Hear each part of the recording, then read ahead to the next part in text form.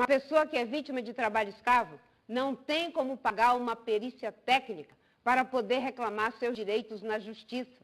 Uma pessoa que ganha salário mínimo não tem como fazer uma perícia técnica. Uma mulher grávida tem que ser protegida. E uma pessoa tem que ter o direito a pelo menos 1 hora para poder se alimentar e se conectar consigo mesmo. Eu vou mudar essas atrocidades. O trabalho escravo vai além do problema trabalhista. É uma questão de polícia. Nós temos aqui que garantir que as pessoas sejam tratadas com dignidade. Isso é uma questão de direitos humanos, não é meramente uma questão trabalhista. O país tem que respeitar os seus cidadãos, seja a empresa, seja o governo, seja os trabalhadores e sejam os políticos, que tem que levar a política a séria, tem que levar o eleitor a sério, tem que levar as pessoas para que não fiquemos aqui simplesmente fazendo demagogia, palavras populistas que possam lhe enganar.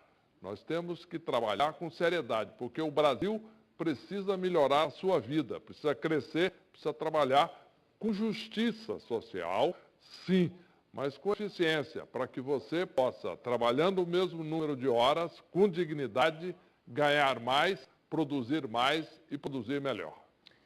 Candidata Marina, eu agradeço a sua presença. Candidato Meirelles, eu peço ao senhor que fique onde está, porque é o senhor que vai fazer a próxima pergunta sobre o tema que eu vou sortear aqui, saúde.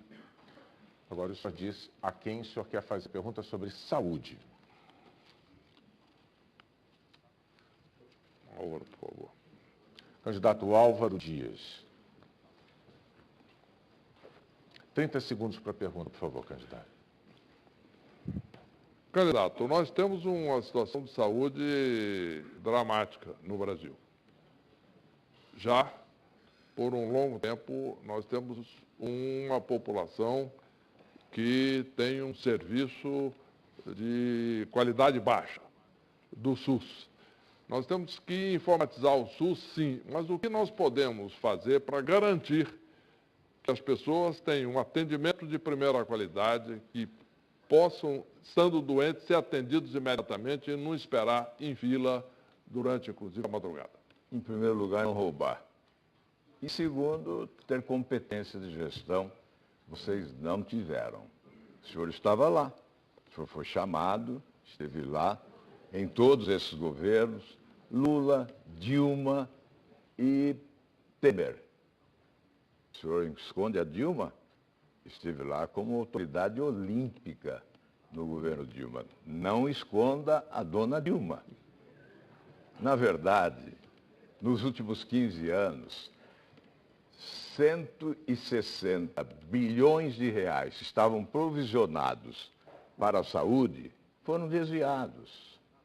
Aí o que ocorreu? Os procedimentos médicos tiveram pagamentos defasados e foram comprometidos. O SUS, que é um grande programa, acabou sendo um programa pífio, um desastre, um caos. O que é preciso fazer? Revitalizar o SUS com a tabela única, priorizar a atenção básica, que aí apenas 20% do doente chegará a atendimento de média e alta complexidade, reduziremos o sofrimento do povo e reduziremos as despesas do governo.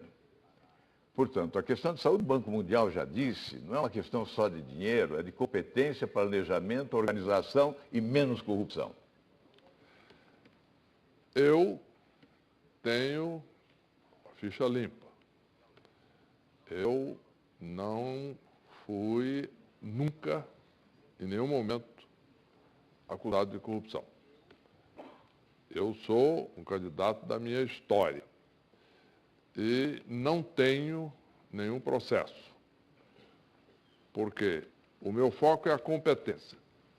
Sim, trabalhei e fiz um programa junto com o Banco Mundial, visando analisar a estrutura de serviço público no Brasil. Podemos sim melhorar o SUS, podemos sim fazer com que cada um tenha um cartão eletrônico em que possa, chegando no médico com horário marcado, ter um atendimento que já tenha ali no cartão tudo aquilo que ele já teve e todo o que é o tratamento proposto. Para isso é necessário competência, menos demagogia e menos falatório. Candidato tréplica agora. Eu ia falar só de saúde dessa vez, mas o senhor me deu a grande oportunidade de dizer que ficha limpa não tem quem é cúmplice de corrupção. Quem participa de governo se transforma em organização criminosa. O senhor leu a delação do Palocci? O senhor leu a delação do Marcos Valério? O senhor estava lá. O senhor admite gastar 1,4 bilhão de reais numa campanha eleitoral? Quantas casas se construiria no Minha Casa Minha Vida com 1,4 bilhão de reais? Mas em matéria de saúde, eu vou também instituir, se for presidente da República, que Deus me permita ser presidente, eu vou instituir o médico federal, no lugar dos mais médicos, que é outra corrupção. É dinheiro que vai para Cuba, um balaio de dinheiro. Tempo, e volta uma cestinha para o Brasil. Tempo. Muito obrigado. Candidato Meirelles, só pode retornar. Candidato Álvaro Dias, o senhor permaneça, por favor. Duas coisas. Eu vou pedir ao senhor que se mantenha centralizado para que não fuja do enquadramento da Câmara. Ok. Isso. O senhor é que vai fazer a próxima pergunta, mas é nossa bancada cinza que serve como referência para o senhor. Eu vou sortear o tema e depois o senhor diz para quem vai fazer a pergunta. Gastos públicos. Gastos públicos é o tema da sua pergunta para qual candidato, por favor? Quem sobrou aí, William? Nós temos Guilherme Boulos, Marina Silva, Fernando Haddad e Ciro Gomes. O Fernando Haddad, claro.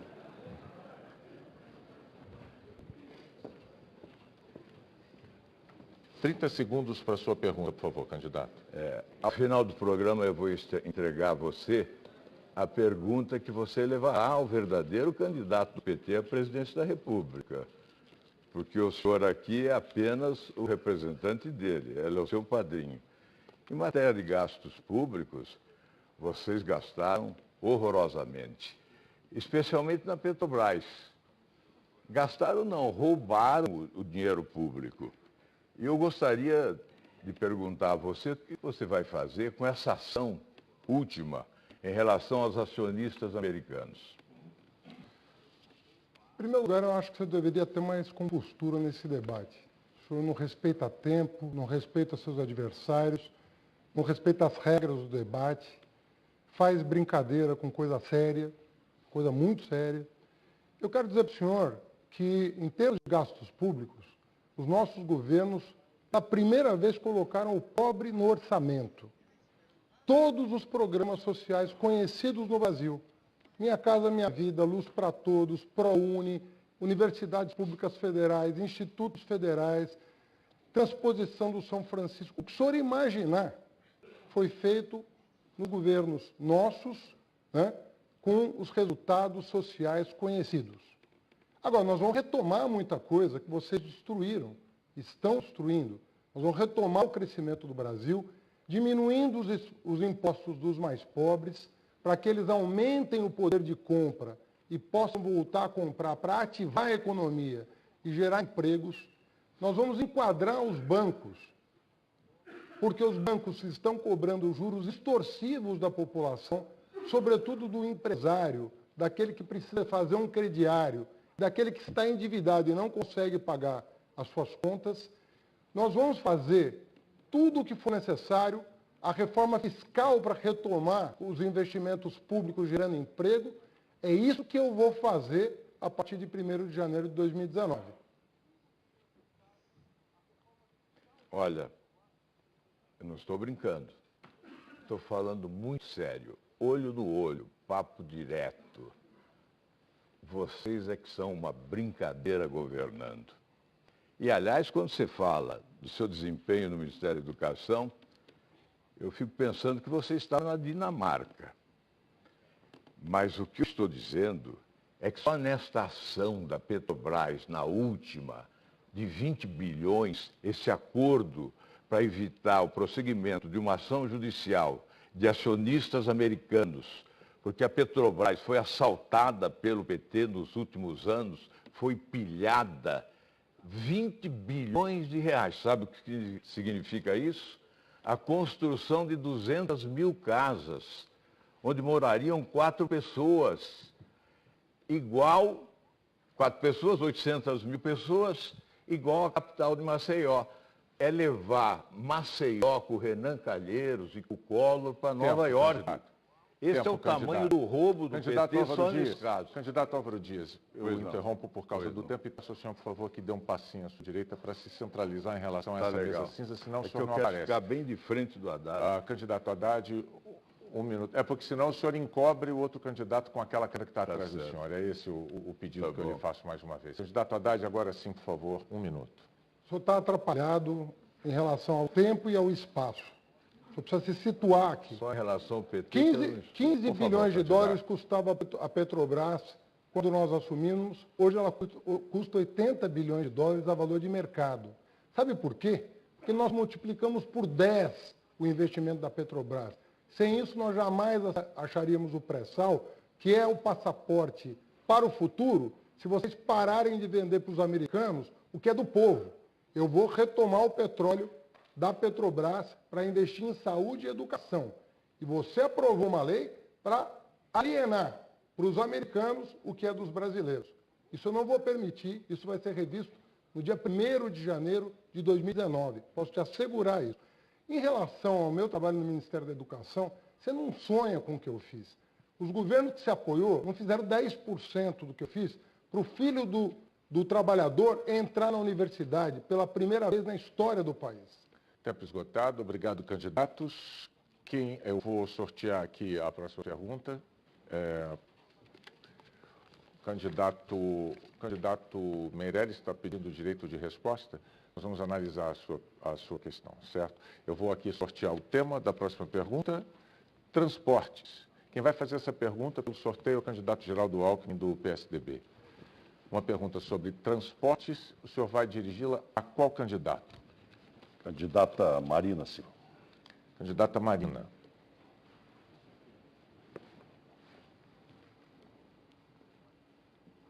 Trinta segundos para a pergunta, candidato. Marina, eu viajei bastante nesse período da campanha eleitoral, verificando os grandes problemas de transporte e de logística. Fui ao norte, estive lá em Porto de Miritituba, no Rio Tapajós, Santarém, depois estive também em Marabá, no Tocantins, e vejo que um grande problema de custo Brasil, ou seja, não consegue tirar soja do Mato Grosso para chegar até lá no Porto de Miritituba, Itaituba, depois a Transamazônica, BR-163, Tempo, candidato. ferrovias. Qual a sua proposta? Minha proposta é de que se tenha infraestrutura para o desenvolvimento sustentável. Quando eu fui ministra do Meio Ambiente, tive a oportunidade de fazer os licenciamentos mais difíceis, inclusive a BR-163, que liga a estrada Cuiabá-Santarém. E eu tenho a exata noção da dificuldade que temos em relação à infraestrutura do Brasil. Hoje nós perdemos 30% da nossa produção agrícola por falta de infraestrutura logística, por falta de armazenamento, por falta de portos. E no meu plano de governo, nós vamos trabalhar diferentes modais. Vamos investir em rodovias, recuperando e criando algumas. Vamos investir em hidrovias. Na Amazônia há um potencial muito grande, inclusive no estado do Amazonas é o que tem o maior potencial. E vamos investir em ferrovias, que é um transporte mais barato, ambientalmente mais sustentável e mais adequado para algumas regiões do Brasil. A infraestrutura gera emprego, gera renda, gera vida digna, mas tem que ser feita em bases sustentáveis. Não pode ser feito de qualquer jeito. Um projeto, para ser feito, tem que ser economicamente viável, socialmente justo e ambientalmente sustentável, e é isso que nós vamos fazer no Brasil inteiro. Eu pretendo desenvolver um grande programa de obras. Nossa prioridade é emprego, emprego, emprego. Trazer investimento privado para se somar investimento público, hidrovias do Rio Madeira, do Rio Tapajós, do Rio Tocantins, Amazonas, para ir para o norte do mundo, toda a nossa produção de alimentos. O Brasil vai ser o maior produtor de proteína animal e de grãos do mundo. Investir também em ferrovias, obras paradas como a Fiol, Transnordestina, imediatamente retomá-las. Se o concessionário não fizer, nós vamos substituí-lo e estabelecer as punições. Integrar com os modais rodoviários e nas grandes cidades, metrô e trem. Transporte de alta capacidade e de qualidade. Metrô, trem, corredores de ônibus, VLT, monotrilhos, qualidade de vida para a família poder chegar mais cedo em casa, ficar com seus filhos e ter vida melhor. Quando eu cheguei no Ministério do Meio Ambiente, existiam muitos projetos parados. Um deles era a BR-163, da época do governo do PSDB. E eu tenho o compromisso de fazer com que a infraestrutura do nosso país possa ser trabalhada em parceria com a iniciativa privada, possa ser trabalhada, sobretudo, ouvindo as populações locais em algumas áreas, sobretudo no caso da Amazônia. Hoje há uma demanda muito grande para que a região possa se desenvolver. E nós vamos fazer isso, porque temos capacidade técnica e temos autoridade para poder debater com a sociedade quais são os projetos que podem ser feitos em termos de rodovias, de ferrovias e de hidrovias. E no caso das cidades, nós vamos fazer com que o transporte público seja de qualidade, para que não se tenha que viver como se vive aqui em São Paulo, horas e horas dentro de um ônibus. Tempo, candidatos, muito obrigado. Eu peço que retornem aos seus lugares. Candidato Meirelles, o senhor tem direito a uma resposta agora. Daí mesmo, candidato, o senhor não precisa se levantar, porque o senhor foi chamado de cúmplice de corrupção. O senhor tem 1 minuto para se defender da acusação. O candidato Álvaro Dias está confuso, inclusive, sobre o que é um ficha limpa. Eu nunca tive uma acusação sequer por corrupção na vida.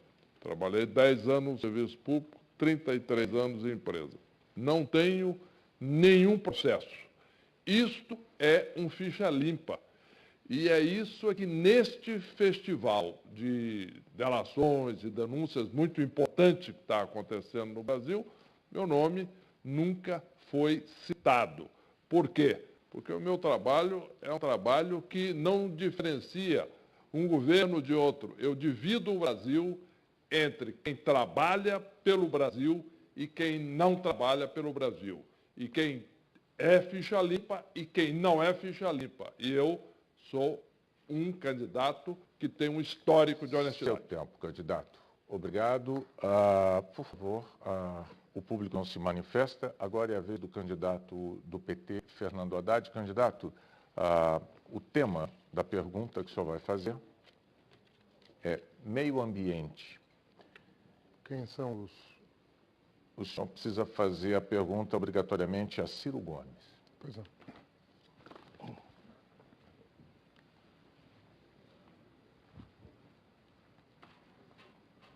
Bonita gravata, né?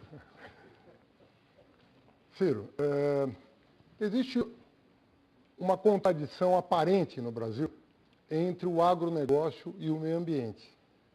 Então, tem muito diz-me-diz-que em torno disso, e muitas vezes o Brasil deixa de avançar em função dessa contradição, por falta de uma solução para esse problema, uma vez que o agronegócio gera emprego, gera exportação, gera divisas, precisa ser apoiado, mas o meio ambiente não pode ser descuidado.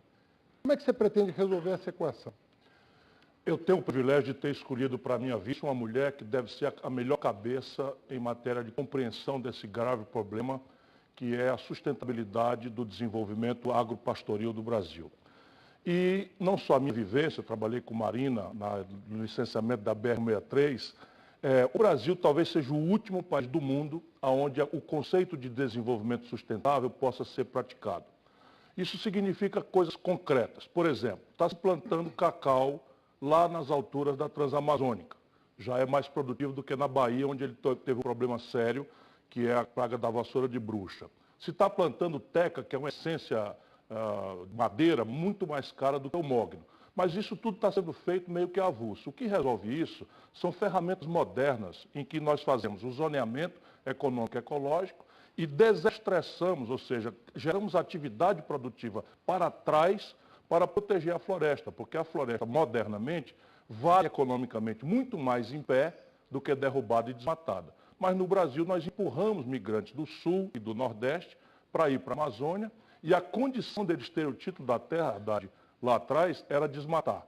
E de repente mudam as leis e não se ensinou à população brasileira dos rincões do interior, do centro-oeste, do interior da Amazônia, especialmente, onde essa questão é mais grave, as outras alternativas. Esse é o meu caminho, mudar o perfil econômico e oferecer atividades alternativas que sejam protetivas das populações tradicionais e das áreas mais sensíveis. Ciro, eu concordo com as suas ideias, são muito boas para o agronegócio, mas eu faria uma proposta adicional. No Brasil, para aumentar a produção agrícola, nós não precisamos derrubar uma única árvore, desde que nós combatamos a especulação de terra. Tem muita terra desmatada já, que não tem produtividade. E uma das razões para isso é que tem uma tabela antiga, dos anos 70, que não foi atualizada até hoje, em função da pressão dos ruralistas para que ela não seja atualizada. Isso impede o governo de sobretaxar a terra improdutiva ou mesmo de desapropriar a partir da concessão de títulos da dívida agrária. Portanto, nós vamos ter que enfrentar esse desafio. Nós sabemos que os ruralistas modernos, esses estão produzindo, não são um problema. Mas os ruralistas arcaicos, que estão apoiando inclusive o Bolsonaro, estão resistindo a modernizar o campo no Brasil. Se há um país, volto a dizer, que tem condição de buscar harmonia entre a produção, a necessidade de gerar riqueza, de gerar emprego para o nosso povo e a necessária preservação dos nossos recursos naturais, biomas sensíveis, aquíferos, enfim, populações tradicionais, esse país no mundo é o Brasil. O que falta no país, entretanto, é uma estratégia, um projeto. E eu, Haddad, sou candidato. Eu tenho que dizer a você que, apesar de eu ter colaborado, enfim, o PT teve esses 14 anos no poder e não teve essa audácia de fazer. Não é que não tenha feito coisas boas, fez, mas também perdeu a condição política de reunir a população brasileira. E essa é a minha preocupação nesse instante. Boas ideias, mudanças estruturais, mas isso necessita um ambiente político em que a gente tenha energia e condição política para enfrentar o fascismo, a radicalização estúpida que o Bolsonaro representa. Essa é a minha preocupação na noite de hoje. Obrigado, candidato. Candidato Ciro Gomes, o senhor permanece. É o senhor que vai fazer a próxima pergunta. E essa pergunta será para o candidato Boulos. Eu posso só pegar uma aguazinha ali? À vontade, por favor. Obrigado. Enquanto isso, eu vou sortear aqui. Enquanto isso, eu vou sortear. O senhor pode aproximar, candidato. Na dinâmica, é a última dupla possível. Eu vou sortear aqui o tema. Combate às drogas é a pergunta que o senhor vai dirigir ao candidato Boulos. Meu caro Guilherme, assim chamado Boulos, não é? O Brasil tem hoje 760 mil pessoas presas. 70% disso jovens, presos pela polícia, minúsculas quantidades de droga, para fazer estatística ou simplesmente para matá-los. E, ao entrar no presídio, essa garotada acaba se transformando em soldados do crime organizado e das facções, se não morre. Qual é a sua compreensão desse problema? Olha, Ciro, primeiro dizer que a política que tem sido feita no país, de chamada guerra às drogas, de combater supostamente o tráfico de drogas, indo para as favelas, militarizando, botando polícia, como se o comando do crime organizado tivesse dentro do barraco de uma favela. A gente sabe muito bem que o comando do crime organizado nesse país está muito mais perto da Praça dos Três Poderes, em Brasília, ou da grande indústria da arma, do que de qualquer favela desse país. A droga não nasce lá dentro do morro, ela chega lá, chega dos atacadistas. E olha, essa ideia de que o usuário de droga tem que ser tratado com porrada, com bomba, com prisão, essa ideia está superada em todas as partes do mundo. E nós precisamos superar aqui também. A questão das drogas não pode ser um tema do Código Penal, porque isso só leva ao encarceramento em massa. A população de presos no Brasil dobrou nos últimos 10 anos. Eu pergunto, alguém está se sentindo mais seguro com isso? Eu creio que não. Essa ideia do Bolsonaro de que tem que prender mais, dar mais arma, botar mais polícia, essa ideia não resolve aqui nem em nenhuma outra parte do mundo. Droga não é caso do Código Penal, não é caso de polícia. Abuso de substância química é caso de saúde pública, é caso do SUS. E é assim que tem que ser tratado, é assim que nós vamos tratar. Você falou em indústria da arma, eu vou só fazer um parênteses aqui nesse minutinho que eu tenho. As ações da Taurus, uma fábrica de armas no Brasil, aumentaram 180%. E tem várias pessoas associadas à turma do Bolsonaro ganhando muito dinheiro com a evolução das pesquisas. Isso é o que o Brasil precisa saber. 180%, enquanto a caderneta de poupança do trabalhador e da classe média rende 6% ao ano, quem especulou com ações da fábrica de armas em cima de um discurso de um candidato que fala nisso toda hora e se ausentou do debate aqui, eu queria tirar a máscara dele na frente de todo mundo aqui, ganhou 180% em 60 dias. Esse é um país assaltado. Sobre a questão, entretanto, nós precisamos fazer a correção da lei de 2006. Foi uma lei equivocada que foi feita em 2006 sob o governo progressista, que permitiu que um juiz no Pará considere uma quantidade minúscula de droga uma mera contravenção que não tem pena, e a mesma quantidade de droga no Rio de Janeiro vai para a cadeia. Isso é uma aberração que nós precisamos corrigir. É isso, nós temos que descriminalizar o consumo de drogas, e mais do que isso, Ciro, nós temos que rever o modelo de segurança pública no Brasil. Esse modelo está falido. O modelo que é só repressão, policiamento ostensivo, militarização. O Estado do Rio de Janeiro está sob intervenção militar. Os índices só pioraram. O caminho não é esse. O caminho é, antes de tudo, atuar com prevenção. Nós não queremos construir presídios, nós queremos construir escola. Nós não queremos dar a primeira arma para o nosso jovem, nós queremos dar o primeiro emprego, a oportunidade. E, evidentemente, precisamos resolver o problema de quem hoje é assaltado no ponto de ônibus. Agora, isso não se resolve com mais violência, com mais polícia. Essa não é a receita. Isso se resolve com inteligência, para não deixar a arma chegar onde ela está chegando hoje. Combatendo o tráfico de armas e munições que tem relação com as grandes empresas de arma que ganham com isso. Para dar um rápido exemplo, aqui no estado do Rio de Janeiro, a maior apreensão de arma não foi em nenhuma favela. Foi no aeroporto do Galeão e foi prender o responsável em Miami. Nós estamos concluindo aqui o segundo bloco do nosso debate. Daqui a pouco os candidatos a presidente voltam a fazer perguntas sobre temas livres. Até já.